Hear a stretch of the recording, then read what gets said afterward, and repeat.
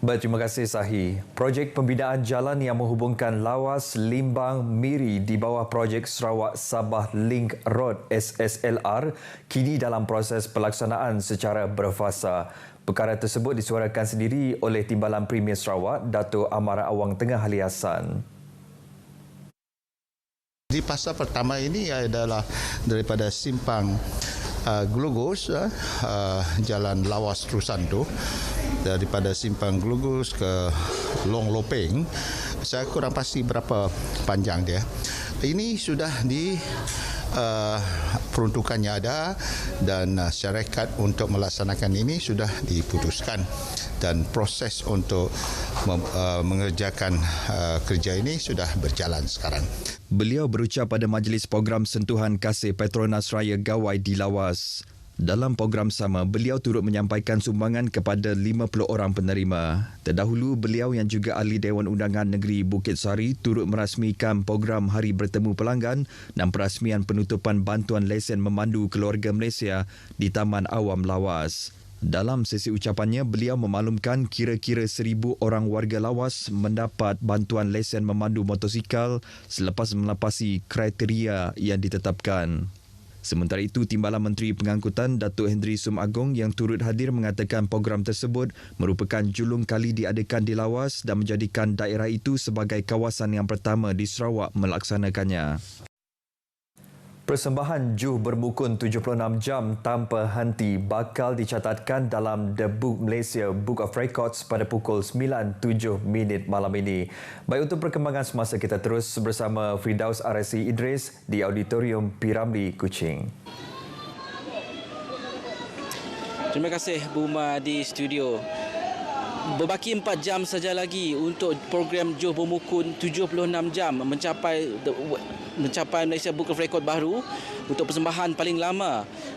Pastinya menyaksikan kemuncaknya pada malam ini, di mana saya lihat sebentar tadi semakin ramai penonton ataupun masyarakat telah datang untuk melihat sendiri acara-acara akhir yang bakal berlangsung sehingga pukul 9 malam ini.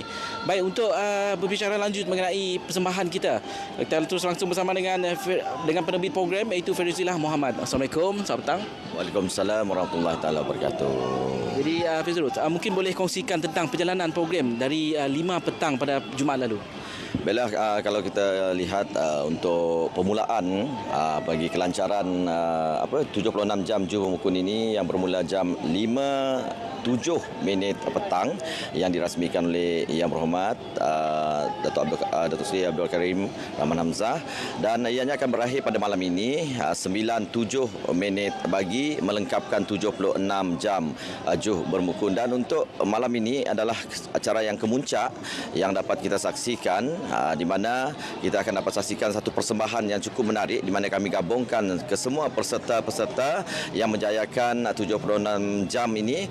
Kami gabungkan sekali untuk bersama-sama dengan rakan-rakan yang lain, dan juga kepada semualah yang hadir pada malam ini boleh turut serta bagi melancarkan program ataupun kemuncak acara pada malam ini. Dan kita akan adakan juga acara countdown untuk acara malam ini, di mana 30 saat, di mana kesemua akan diarahkan untuk berdiri bagi sama-sama menari dan juga bertanda, kata orang kan, bertanda.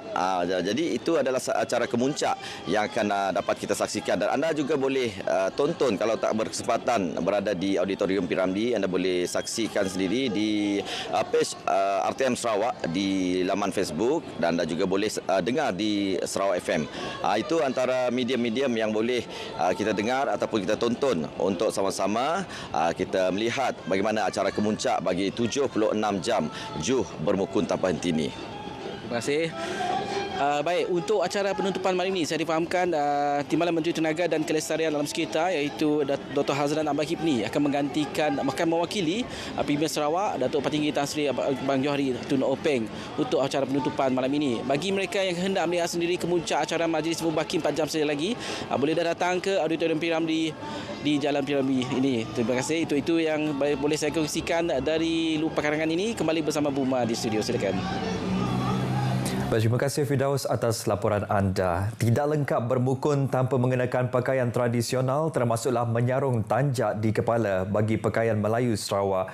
Bagi pembuat tanjak Zaidib Morni, ilmu yang diwarisi daripada arwah neneknya dalam seni tradisi itu kini semakin mendapat sambutan orang ramai, terutamanya ada sambutan Hari Raya Aidilfitri lalu. Bergiat lebih kurang 30 tahun dalam pembuatan tanjak, beliau dan abangnya juga pembuat tanjak dan pemukun.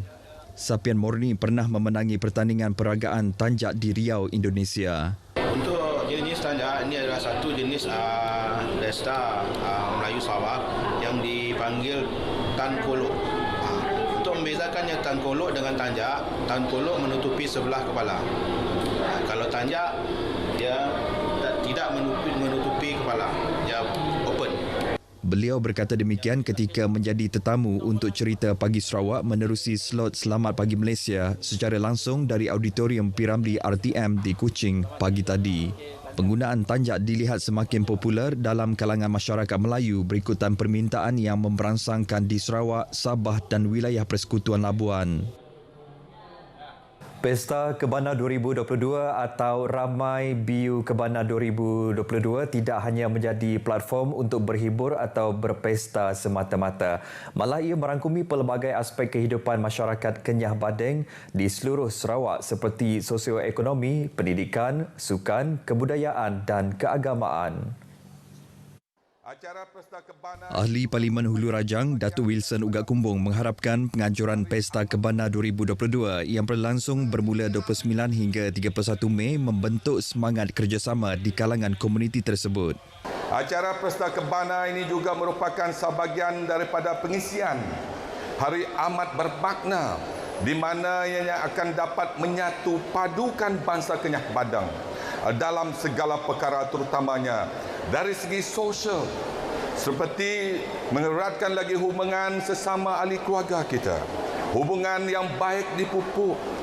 Ini penting bagi meneruskan semangat kekitaan dan kekeluargaan di kalangan masyarakat suku kaum Padang kita. Datuk Wilson juga berkata demikian ketika merasmikan pesta tersebut di Umar Bading, Sungai Koyan. Pesta Kebana sepatutnya diadakan pada tahun 2020 namun ekoran Perintah Kawalan Pergerakan dan COVID-19 ia tidak dapat dilaksanakan serta ditangguhkan penganjurannya.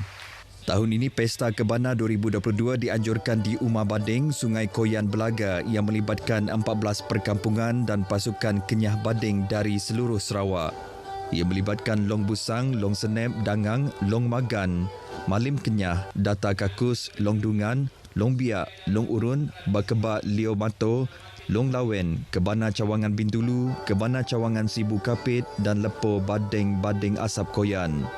Pelbagai acara kebudayaan dijalankan seperti Datun Julut, Kancen Lasan, pertandingan sapit dan laki dan Leto Tegar Kebana 2022. Ini termasuk acara sukan seperti bola sepak, badminton, futsal dan olahraga melibatkan pasukan yang mewakili perkampungan Bading masing-masing. Malam tadi telah dijalankan pertandingan Datun Julut kategori wanita senior dan wanita junior yang penuh warna-warni. Telah mengumumkan geran peruntukan berjumlah RM15,000 bagi penganjuran Pesta Kebana 2022. Sekian berita dari Sarawak. Saudara, sama-sama kita saksikan program Juh Bermukun 76 jam tanpa henti yang sedang berlangsung di Auditorium Piramli Kuching. Ia juga boleh ditonton menerusi platform media sosial Facebook RTM Sarawak. Baik, kita kembali bersama Sahi di Angkasa Puri. Silakan Sahi.